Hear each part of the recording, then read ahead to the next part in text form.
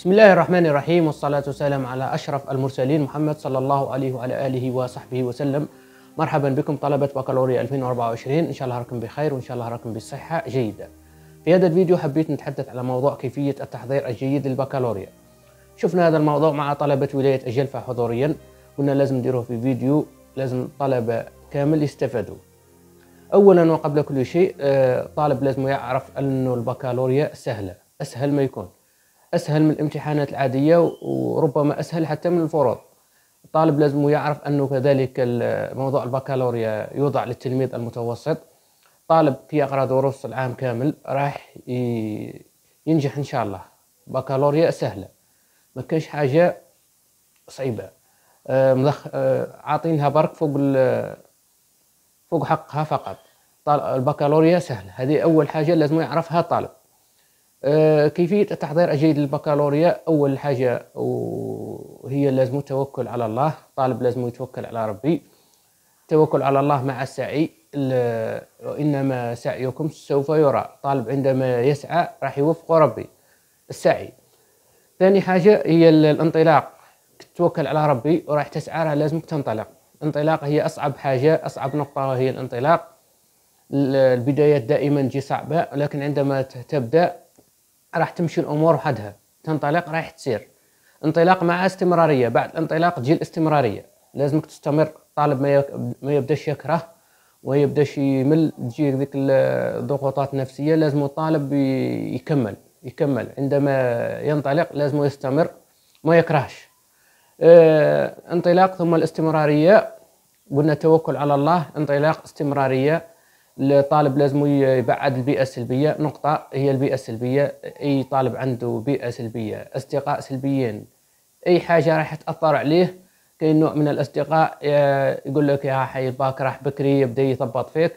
هذا النوع لازمك تبعده من الآن. البيئة السلبية من الآن، باش تنطلق لازمك تبعد البيئة السلبية، سواء للذكور أو للإناث.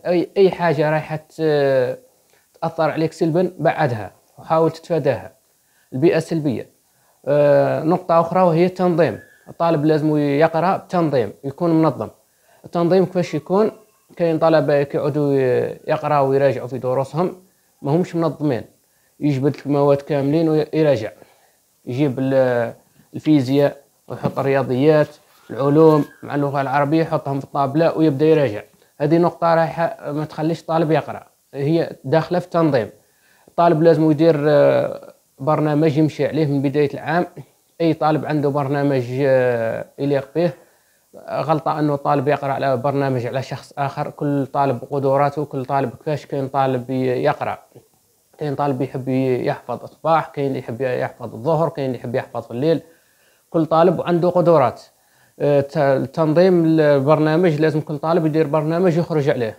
هي كل شخص كيفاش.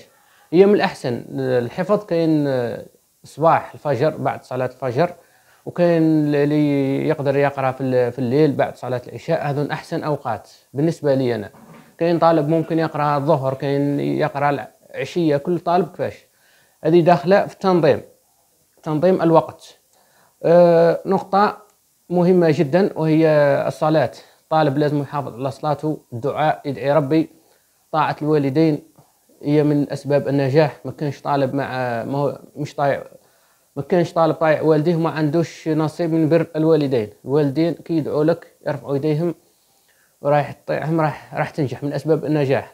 طالب يسعى، مسؤول عن السعي. الطالب مسؤول عن السعي والنتيجة على ربي إن شاء الله.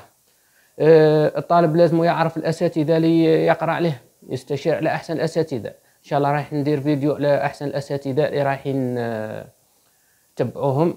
من الأحسن هي الأساتذة كامل ملاح، والأساتذة كامل يقروا مليح. ما كانش أستاذ خير من أستاذ. كل طالب فقط منين يفهم. كاين طالب يفهم من ذاك الأستاذ، كاين طالب يفهم من ذاك الأستاذ. مثلا التلميذ راح يقرأ الاجتماعيات، ما يقرأهاش من 4 أساتذة ولا 5، أستاذ واحد ويتبع معاه. هذه أحسن طريقة، أنك تتبع مع أستاذ واحد من بداية العام لنهاية العام. كل أستاذ عنده طريقة، وكل أستاذ يفهم. كل طالب عنده، كاين يفهم الأستاذ هذا وما يفهمش من الأستاذ هذا. كاين اللي يفهم حتى من التلميذ، يفهم من صديقه، من زميله. كاين اللي ما يفهمش حتى من الأستاذ، كاين يفهم من زميله. كاين اللي عنده الحشمة. الطالب لازم ينحي ديك الحشمة، يسقسي نورمال، أي سؤال ما يفهموش يسقسي الأستاذ تاعو في الثانوية. الطلبة الأحرار عندكم العديد من القنوات تقراو منهم، كاين العديد من المراجع، رايح ندير فيديو نوري لكم الأحسن المراجع.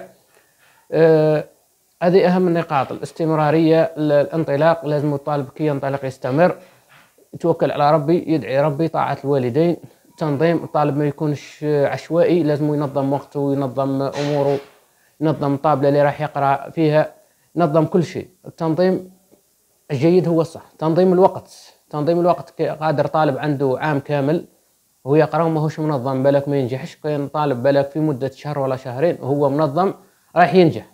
التنظيم هو الصح. يقال التنظيم، الوقت الضيق يوسع بالتنظيم أو يتسع بالتنظيم. الوقت يا جماعة الخير، الوقت لازمكم تنظموا وقتكم. كذلك حل المواضيع، الطالب لازم عندما يكمل الوحدة نتاعو ولا يكمل البرنامج تاعو لازم يحل أكبر قدر من المواضيع، على الأقل موضوعين أو 3 لازم الطالب يحل المواضيع.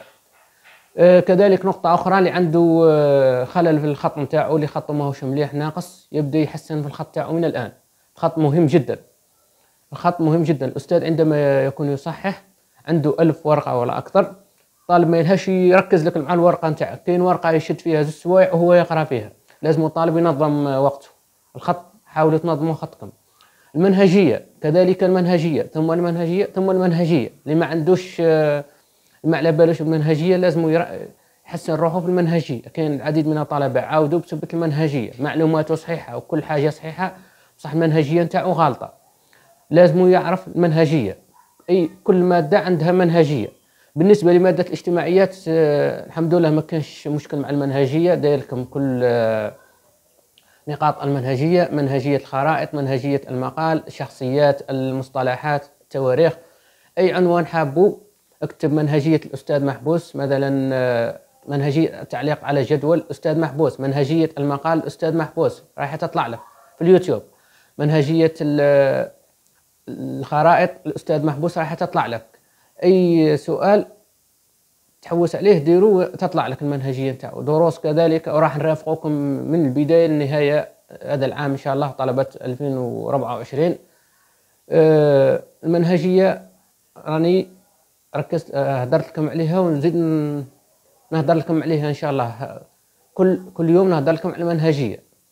الطالب اللي بلا منهجية مثل ذاك الشخص اللي يعود ما يعرفش السباحة، ما يعرفش يعوم ويرموه في البحر، هذا هو مثل الطالب اللي ما عندوش منهجية وراح يجوز بكالوريا.